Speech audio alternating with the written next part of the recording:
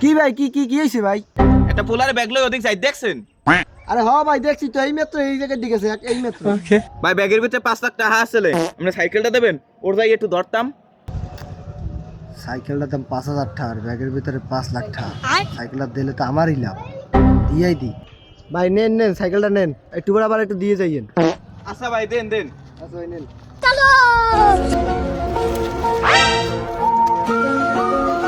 তাড়াতাড়ি ব্যাগটা লই, নাহলে কেউ এবার আইয়ে লই দিতে পারে।